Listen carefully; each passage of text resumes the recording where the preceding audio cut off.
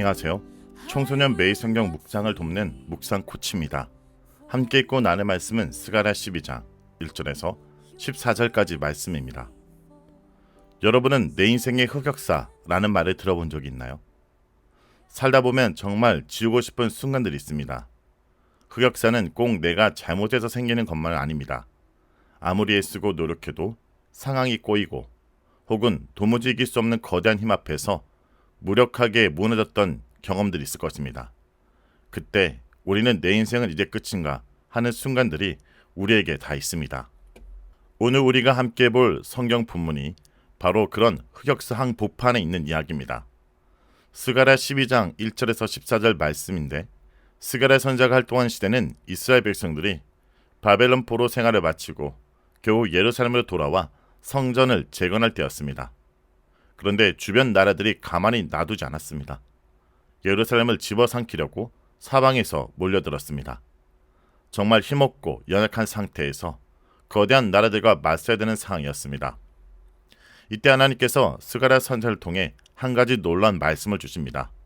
내가 이스라엘을 구원하겠다 라고 말씀하십니다. 그런데 여러분, 이 구원의 이야기가 우리가 흔히 생각하는 승리의 드라마와는 조금 다릅니다. 오늘 말씀 속에는 아주 특별한 두 가지의 이미지가 그려져 있습니다. 하나는 승리의 그림이고 하나는 애통의 그림입니다. 이 두 가지 그림이 어떻게 연결되는지, 그리고 이 이야기가 오늘을 살아가는 우리에게 어떤 의미를 주는지 살펴보기 원합니다. 스가랴 12장 1절에서 9절은 누가 감히 예루살렘을 건드리랴 라는 내용입니다. 이스라엘은 지금 멸망 직전의 위기에 처해 있습니다. 그런데 2절부터 9절까지는 하나님께서 이스라엘을 치러 온 모든 민족을 완전히 멸망시키겠다 말씀하십니다. 하나님은 예루살렘을 취하게 하는 잔이라 말씀하십니다. 축제에서 술에 취해 비틀거리는 사람처럼 예루살렘을 치려던 모든 나라들이 오히려 혼란에 빠져 힘없이 무너지게 된다는 뜻입니다. 또 3절에서는 무거운 돌이라 말씀하십니다. 이 돌을 드는 자는 크게 상하게 될 것이라 말합니다. 예루살렘을 건드리려다가 오히려 자기 손목이 부러지는 것처럼 하나님이 보호하시는 예루살렘을 건드리는 자는 자멸하게 될 것이라는 강력한 경고입니다. 여러분, 이 말씀은 오늘 우리에게도 똑같이 적용됩니다. 우리 삶에도 예루살렘을 치러왔던 대적들처럼 우리를 무너뜨리는 거대한 문제들이 있을 수 있습니다. 입시, 진로, 친구관계, 가정문제, 때로는 내가 아무리 노력해도 해결할 수 없을 것 같은 거대한 장벽들이 우리를 둘러싸고 있는 것처럼 느낄 때가 있습니다. 그런데 우리는 그저 이 문제를 나 혼자 싸워야 한다고 생각하고 더 강해지고 더 똑똑해져서 문제를 해결하려고 합니다. 그러나 우리가 세상의 문제와 싸울 때 내 힘으로 싸운다는 것은 교만입니다. 하지만 오늘 말씀은 우리가 이 싸움에서 승리하는 유일한 방법은 오직 하나님께 의지하는 것임을 말해줍니다. 5절에 보면 유다의 우두머리들이 마음속에 이르기를 예루살렘의 주민이 그들의 하나님 만군의 여호와로 말미암아 힘을 얻었다 할지라 라고 얘기하는데, 이스라엘 지도자들이 깨닫게 될 것이라 말합니다. 자신들의 힘이나 능력 때문이 아니라 오직 하나님 때문에 이겼다는 것을 말합니다. 하나님은 심지어 가장 약한 자들도 강하게 하십니다. 8절에 보면 그 중에 약한 자가 그날에 다윗 같겠고 라고 말씀하십니다. 여러분, 다윗은 어떤 사람일까요? 목동 출신으로 거대한 골리앗을 쓰러뜨린 사람입니다. 하나님이 함께 하시면 가장 약하고 보잘것없는 사람도 다윗처럼 거대한 적을 물리치는 영웅이 될 수 있다는 뜻입니다. 우리의 약함이 강함이 되는 역설적인 진리인 것입니다. 스가랴 12장 10절에서 이제 14절은 그 찔린 자를 바라보며 라는 내용입니다. 자, 여기까지는 정말 멋진 승리의 이야기입니다. 그런데 10절부터 분위기가 바뀝니다. 하나님이 은혜와 강구하는 심령을 부어주겠다 하시는데 그 결과가 무엇일까요? 그들이 찔린 바 그를 바라보고 그를 위하여 애통하기를 독자를 위하여 애통하듯 하며 통곡하리라 라고 말씀하십니다. 이것이 무슨 말일까요?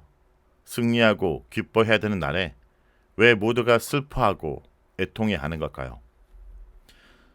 이것은 그 찔린 바가 바로 예수 그리스도를 가리킨다고 해석합니다. 실제로 신약 성경 요한복음 19장 37절에서도 스가랴 12장 10절 말씀을 인용하면서 예수님을 못 박은 자들이 예수님을 바라보게 될 것을 예언하고 있습니다. 하나님은 이스라엘 백성에게 그리고 오늘 우리에게 그들이 승리한 원인이 무엇인지 깨닫게 하십니다. 바로 그들이 무시하고 거부하고 십자가에 못 박혀 죽였던 그 메시아 예수 그리스도 때문이라는 것을 말합니다. 성도 여러분, 이 세상의 모든 승리는 보통 내가 잘해서 얻는 승리입니다. 내가 노력하고 내가 경쟁해서 이겨야 얻는 것입니다. 그런데 하나님 나라의 승리는 다릅니다. 하나님은 우리가 승리할 수 있었던 이유를 바로 우리 죄와 연결시킵니다. 우리가 찌른 그분을 통해 승리하게 된다는 것, 그리고 그분 앞에 애통하고 슬퍼하게 된다는 것입니다.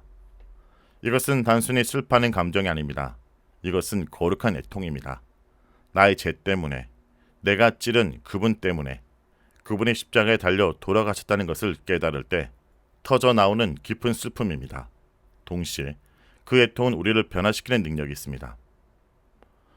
여러분, 회개는 단순한 슬픔이 아닙니다.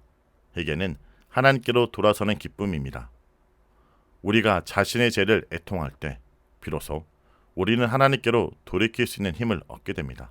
그리고 특별히 이 애통은 우리 각자가 행해야 될 애통입니다.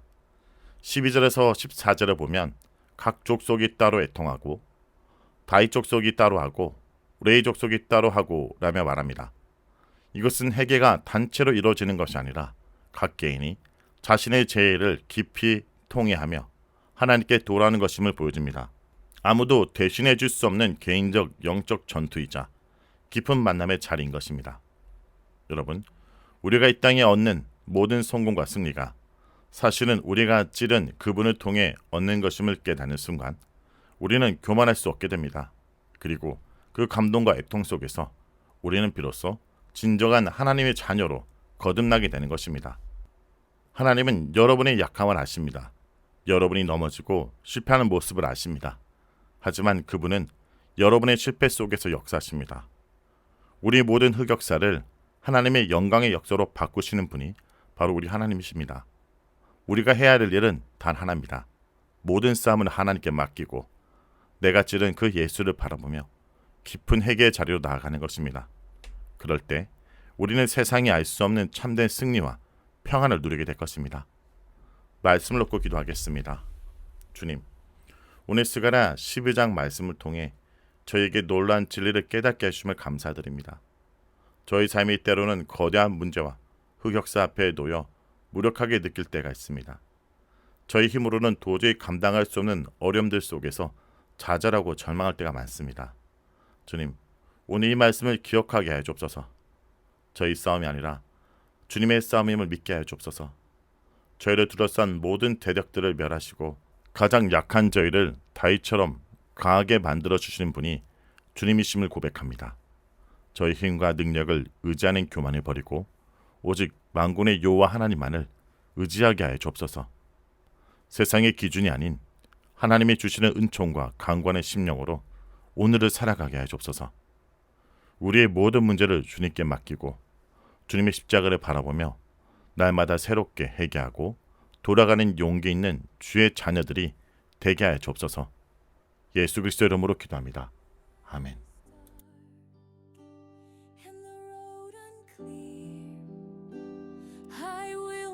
Fear, for I know you're near.